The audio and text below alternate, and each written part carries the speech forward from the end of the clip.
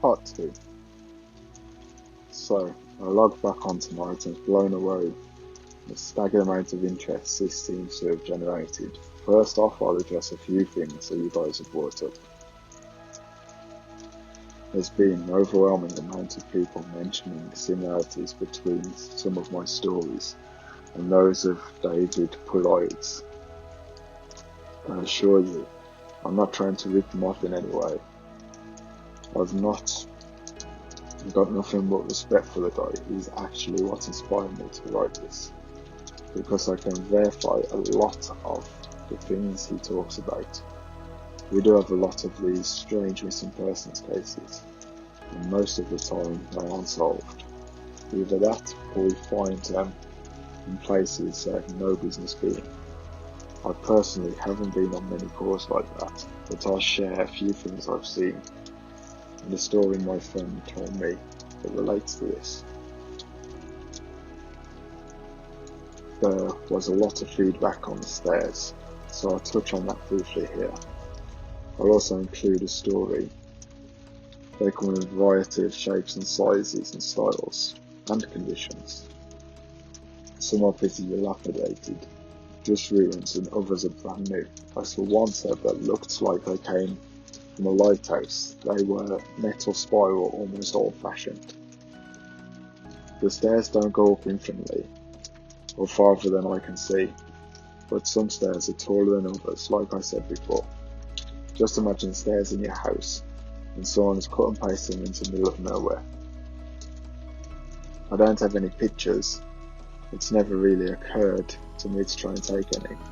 For the first time, and I don't really feel like risking my job over it. I'll try again in the future, but I can really promise anything. Few people expressed confusion about the guy who ran into the man with no face. Just to clarify, when the climber ascended and reached the top of this peak, he saw another man in a parka and ski pants. This man with no face. Sorry about the confusing wording of the story. I'll try and review it Friday in future. Alright, on to the new stories. As far as missing persons go, I'd say about half the calls I get relate to that. The others are rescue calls. People have fallen down cliffs and hurt themselves, get injured by fire. You wouldn't believe how often this happens, mostly drunk kids.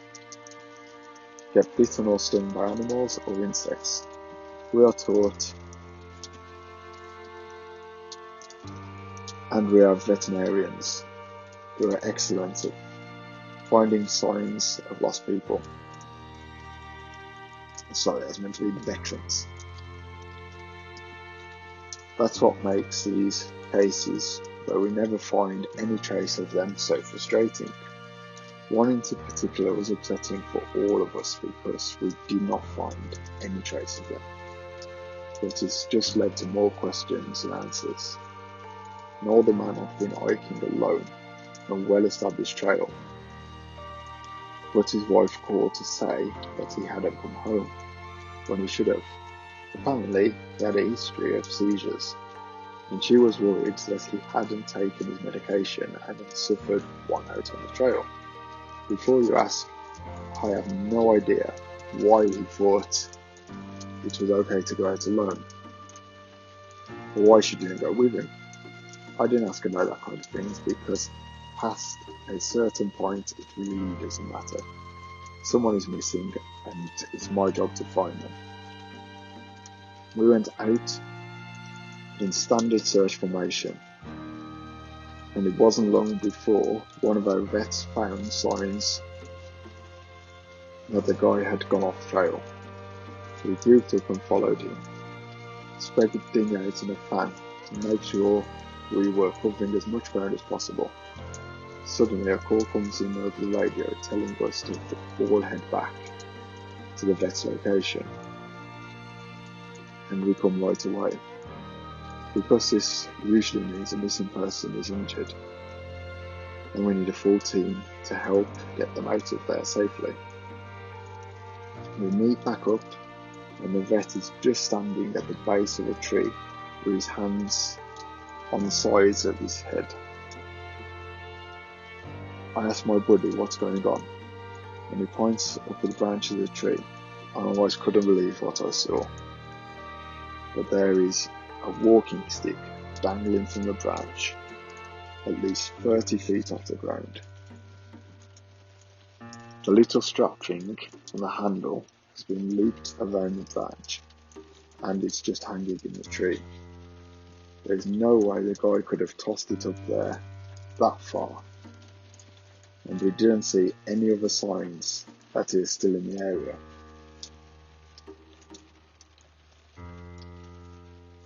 We call up into the tree, but it's obvious no one is in it. We all just sort of left scratching our heads. We keep searching for the guy, but we never find him. We even bring our canines out, but they lose his scent long before this tree. Eventually the search is called off, because there's no other calls and there is other calls we have to attend to. And past a certain point there's not much we can do.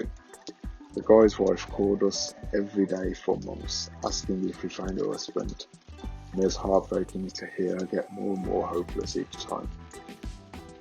I'm not sure why this one in particular is so upsetting, because I think it was just the sheer improbability of it. And the questions were raised, how the hell have the guy's cane got up there? Did someone kill him and toss it up in the tree for some weird trophy? We did our best to find him, but it was almost like a taunt. We still talk about that one from time to time. Missing kids are one of the most heartbreaking. Doesn't matter what the circumstances they go missing under. It's never easy, and we always dread the ones we find deceased. It's not common, but it does happen. David Balloons talks about a lot of kids SAR teams find in places they shouldn't be, or couldn't be. I can honestly say I've heard about this kind of thing happening more than I've seen it, but I'll share one of the ones that I think about a lot, that I witnessed personally. A mother and her 3 kids were out for a picnic in an area of the park that has a small lake.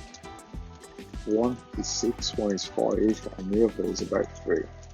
She's watching them all really closely, and according to her, she never let them out of her sight at any time.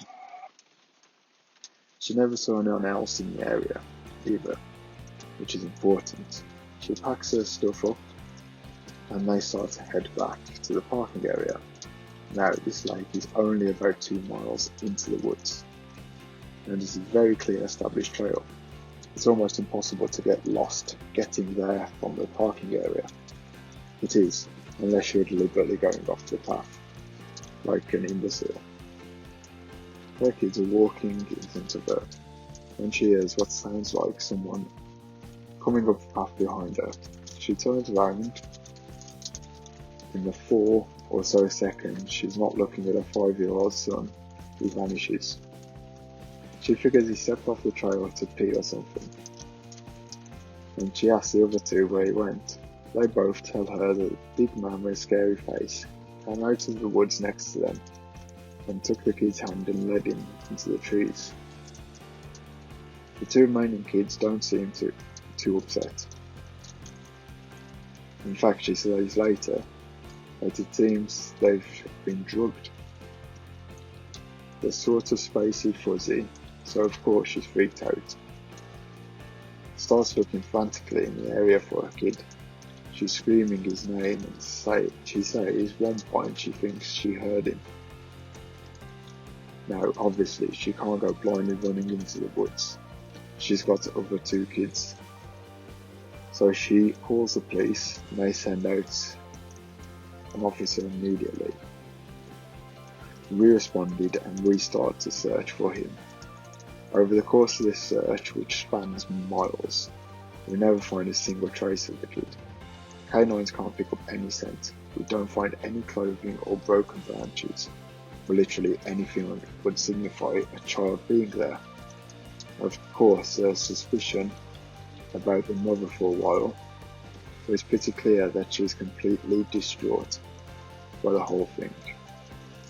We looked for the kid for weeks, with a lot of volunteers helping, but eventually the search peters out, and we have to move on. And volunteers keep searching through, and one day we get a call on the radio letting us know the body has been found and needs to be recovered. They tell us the location, and none of us can believe it. We figured it has to be a different kid. We got out there about 15 miles from the site where he had vanished, and sure enough we find the body of the kid we've been looking for. I've been trying to figure out how the kid got where he did ever since we found him, and I've never come up with an answer. A volunteer just happened to be in the area because he figured he might as well look in a place that no one else would think of, on the off chance the body had been dumped. He comes to the base of a tall rocky slope, and halfway up there he sees something. He looks through his binoculars, and sure enough it's a body of a little boy, stuffed in a little opening in the rock. He recognises the colour of the kid's shirt, so he knows right away that it's the missing boy. That's when he calls it in. We're dispatched. It took us about an hour to get his body down. None of us could believe what we were seeing.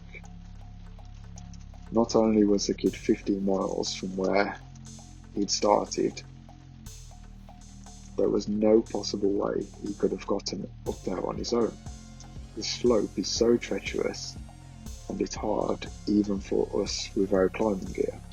A 5-year-old boy had no way of getting up there. That I'm certain of. Not only that, but the kid doesn't have a scratch on him. His shoes are gone, but his feet aren't damaged or dirty. So it was an animal that dragged him up there. And from what we can tell, he hasn't been dead for that long. He'd been out there over a month by that point, and he looked like he hadn't been dead for at most a day or two. The whole thing was unbelievably strange, and was one of the most disconcerting calls I've ever been on. We found later that the coroner determined the kid had died from exposure. He'd frozen to death, probably late at night 2 days before we found him. There was no suspects, no answer to date. It's one of the weirdest things I've ever seen.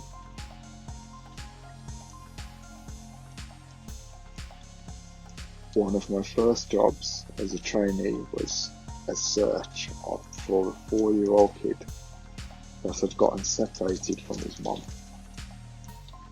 This was one of those cases where we knew we was going to find him because the dogs were on a strong scent trail, and we saw clear signs that he was in the area. We ended up finding him in a berry patch about half a mile from where he'd been last seen.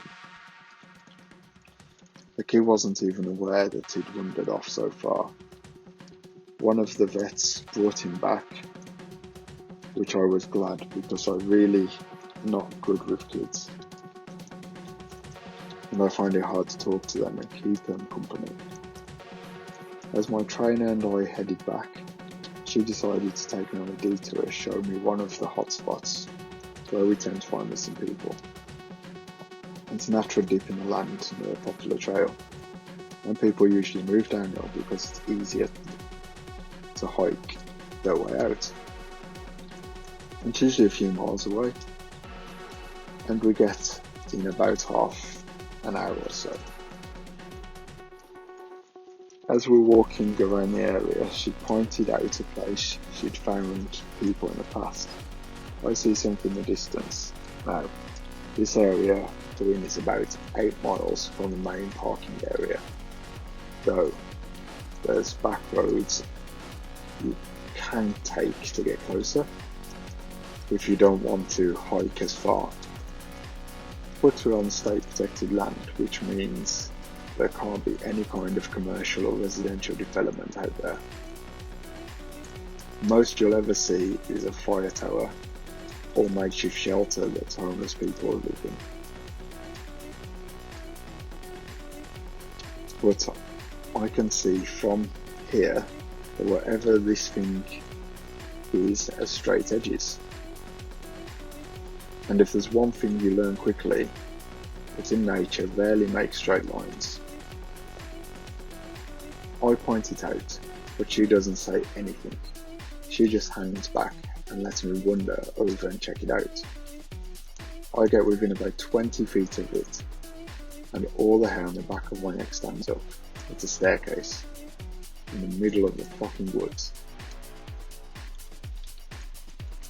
In the proper context, it would be literally the most veneering thing ever.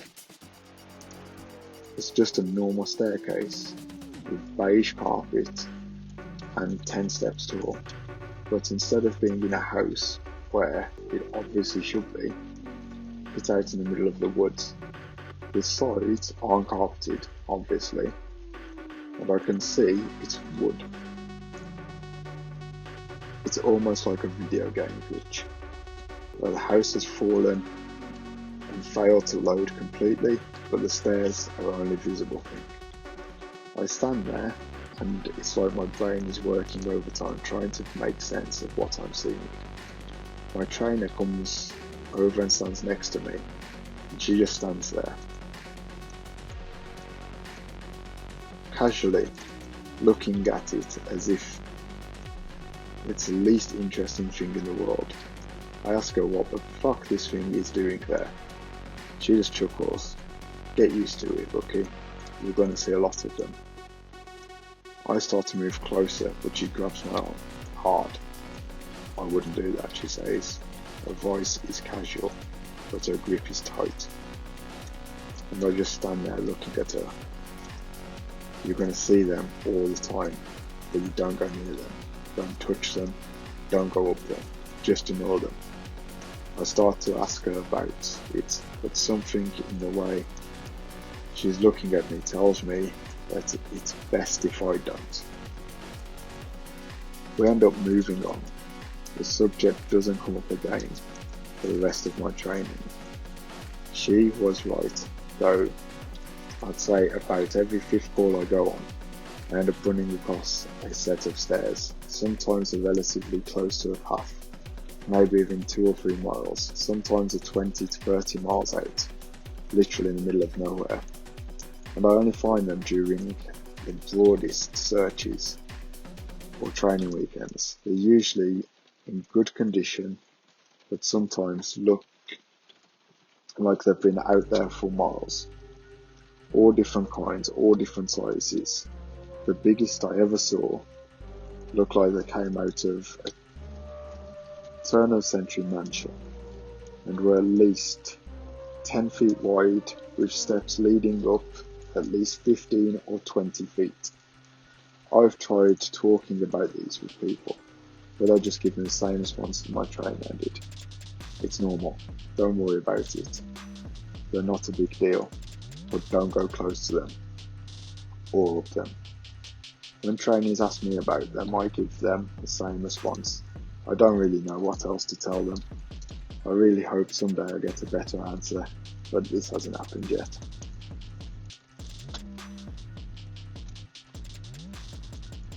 This is another one that was less spooky and more sad.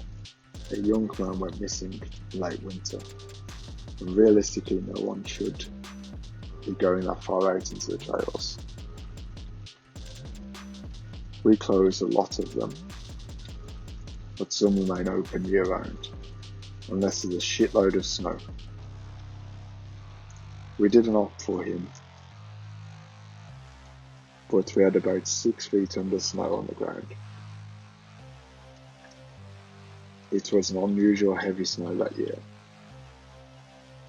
and we knew it wasn't likely that we'll find him until spring, when the thaw came. Sure enough, the first big thaw came. A hiker reported a body. A little way off the main trail, we found him at the base of a tree in a pile of melted snow. I knew right away what had happened, and it scared the living shit out of me. Most of you who ski or snowboard spend any amount of time in the mountains will probably have guessed it too. When snow falls, it doesn't collect as thick in areas beneath branches. It happens most with fir trees because the sort of closed umbrella shape. So what you end up with is a space around the base of the tree that's filled with a mixture of loose powdery snow, air and branches. They're called tree wells, and they're not immediately obvious, but if you don't know what you're looking for, we put signs up. The welcome centre, big ones, letting people know how dangerous they are. But every year that we get an unusual amount of snow, at least one person doesn't read them or doesn't take the warning seriously, and we find out about it in the spring. My best guess is that this young man was hiking and got tired or maybe cramped from his walking in the deep snow. He went to sit down at the base of the tree not knowing that there was a tree well. Fell in, he got stuck with his feet up and surrounded in a snow cave around him. Unable to free himself, he suffocated. It's called snow immersion, suffocation. It doesn't usually happen except in rare, really deep snow. But if you get stuck in this weird position, like this guy did, even 6 feet of snow can be lethal. What scared me most was imagining how he must have struggled upside down in freezing cold. He didn't die quickly. The snow would formed dense, heavy pile on top of him, and it would have been literally impossible to get out. As it got harder to breathe, he would have known what was happening. I can't even imagine what he was thinking in his last moments.